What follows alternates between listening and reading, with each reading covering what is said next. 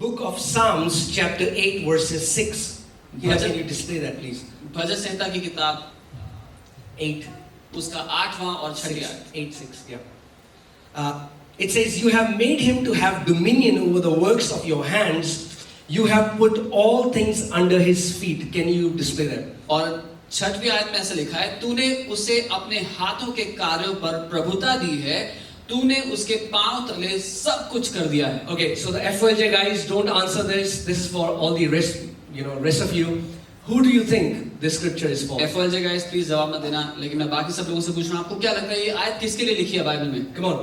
Who is this scripture for? किसके लिए लिखी है? Come on, man. Say something. No right and wrong answer. कोई सही गलत जवाब नहीं। Humans. Anyone else? Come on. For us. For us? Yeah? Yeah. Awesome. You guys are amazing because whenever I have gone to some other places and I've asked this question, everybody says this is for Jesus. आप लोग बहुत उत्तम हैं, क्योंकि जब तक मैं किसी मसीह सभा में गया और मैंने उनको ये बात बताई तो उन्होंने कहा ये तो यीशु मसीह के लिए लिखा है। But it's shocking for some people that this is not written for Jesus, this is written for humans. और कुछ लोगों के लिए ये बात हैरान करने वाली है कि ये इंसानों के लिए लिखा गया है, यीशु मसीह के लिए नहीं। And the word says you have made him to have dominion. और वचन ये कह रहा है कि तूने उसको अपने हाथों के कामों के ऊपर प्रभुता दी है। Okay, so that's your original design. You were designed to have dominion. ये आपका वास्तविक मकसद, आपकी असली बनावट है, आप बनाए गए ताकि आप राजा की तरह प्रभुता करें। Dominion over the works of your hands. परमेश्वर के अपने हाथ के बनाई हुई चीजों के ऊपर प्रभुता करने के लिए। You have put how many things? कितनी चीजें? All things. You have put all things under his feet. तूने सब बातें उसके पांव तले कर दी हैं। Now, this scripture is very offensive to the religious mind. और ये आयत एक धार्मिक दिमाग के लिए बहुत नाराज करने वाली आयत है। And religion has done an amazing job to portray God as fickle. और धर्म ने एक बहुत अच्छा काम किया है दिखाने के लिए कि परमेश्वर कमजोर है। He's schizophrenic. He's fickle. He can love you one day, then he can smash you another day, and you are really not sure that when he is bringing his hand near you, it's so that he can love you or he can slap you. ये दिखाने के लिए धर्म ने बहुत अच्छा काम किया है कि परमेश्वर को समझ में नहीं आ रहा उसको क्या करना है। वो प्यार करना चाहता है एक दिन और अगले दिन मारना चाहता है जान से। जब हाथ पास में लेकर के आता है तो प्यार करेगा, मारेगा, समझ नहीं आ रहा। Amen. So the Bible is saying that God created humans so that they can have dominion, and God put all things God had put under the feet of Adam. और बाइबल ये कह रही है कि परमेश्वर ने जब मनुष्य को बनाया तो उसको प्रभु ठहराया अपनी सारे बनाई हुई चीजों के ऊपर और सारी बातें उसके पांव तले कर दी। Amen. And today I want to talk about the dream. और आज मैं बात करना चाहता हूँ उस सपने की। Do you know that God has given each one of you a crazy God-sized dream? क्या आप जानते हैं परमेश्वर ने आप में से हर एक को एक दिमाग दहला देने वाला अपने साइज का सपना दिया है। Amen. Not a dream that will suit your budget, but a dream that will suit His budget. वो ऐसा सपना नहीं है जो आपकी जेब खर्च से मिलता जुलता है, लेकिन वो एक ऐसा सपना है जो परमेश्वर की जेब खर्च से मिलता जुलता है। Amen. When we came to get this facility, we had 8,000 rupees in our pocket. 8,000. जब हम ये जगह लेने के लिए आए थे तो हमारे बैंक अकाउंट में 8,000 रुपया था। Okay, and to get this place we needed 1.5 crores. और इस जगह को पूरा बनाने के लिए हमें 1.5 करोड़ चाहिए था। And we had 8,000. और 8,000 पड़े थे। Now you don't need to be very good in maths. अब गणित में ज्यादा अच्छा होने की जरूरत नहीं है इसके लिए। To understand that's a huge gap. ये समझने के लिए कि बहुत बड़ा अंतर है। Amen. But the thing is, you have to understand that Christianity is not we living for God. लेकिन जरूरी बात ये है कि आप ये समझ जाएं कि मसीहत ये नहीं है कि हम प्रभु के लिए जिंदगी जिएंगे। Some people are like, what? Christianity is not we living for God. मसीहत ये नहीं है कि हम परमेश्वर के लिए अपनी जिंदगी जिएंगे।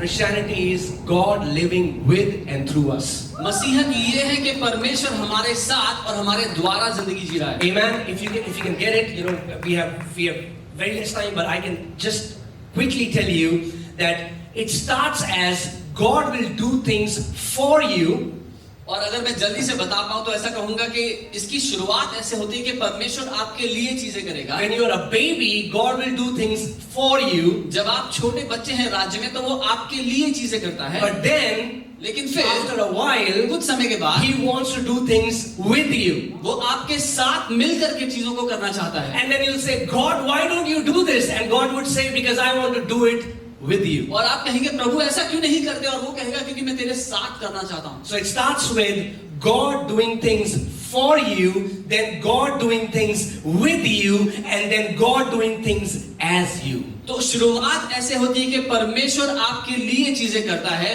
फिर परमेश्वर आपके साथ मिलकर उन चीजों को करता है, और फिर परमेश्वर आपके द्वारा उन चीजों को करता है।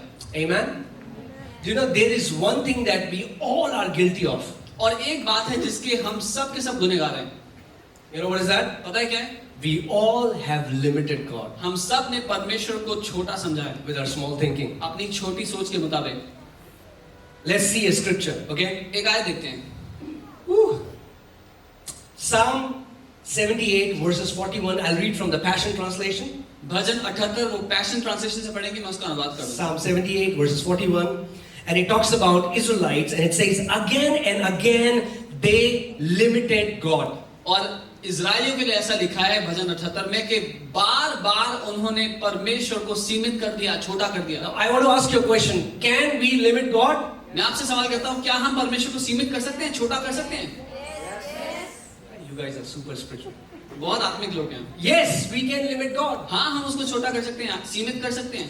And see the humility of God, that He will get limited where you would limit Him. और परमेश्वर की नम्रता देख लीजिए, वो उस सीमा तक बंधने के लिए, सीमित होने के लिए तैयार है जहां तक आप उसको सीमित रखना चाहते So हैं। if you think that, oh, Jesus has forgiven my sins, I'm going to heaven, and all He can do is pay my bills, He will do that. अगर आपको लगता है कि यीशु ने मेरे पाप माफ कर दिया, मैं स्वर्ग जाऊंगा, अब यीशु जो है केवल मेरे बिल पूरा कर दे, उतना में काम चल जाएगा, तो वो कर देगा। But then you say, no, I'm not just satisfied. I want to bring heaven to earth, and I want to be His ambassador, and I want His resurrection power to flow through me. Then exactly this is what He will do. लेकिन अगर आप ये कहते हैं कि इतना काफी नहीं है, मैं चाहता हूं कि मैं उसका राजदूत बनकर पृथ्वी पे चलूं और फिरूं, उसका राज्य मैं पृथ्वी पर लेकर के आऊं, तो वो ऐसा ही करेगा आपके द्वारा। So if I can say this, the Jesus that you serve can be an almighty Jesus or can be a tiny miny Jesus, depends upon you.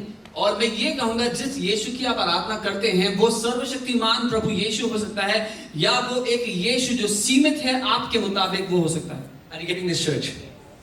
See, that's what we don't understand. It's like God is sovereign, He's almighty, He will do what He wants to do. यही है जो हम नहीं समझते। हम कहते हैं परमेश्वर तो सर्वशक्तिमान है, उसका जो मन करता है वो करता है, वो करेगा। That is not how it operates. लेकिन like if we read the Bible, we'll understand that is not how it works. अगर हम बाइबल पढ़ेंगे तो जान लेंगे कि ऐसे काम नहीं करती चीजें। For God to do anything on this earth, He needs a body. परमेश्वर कुछ भी पृथ्वी पे करे, उसके लिए उसको एक शरीर चाहिए। Are you getting this, church?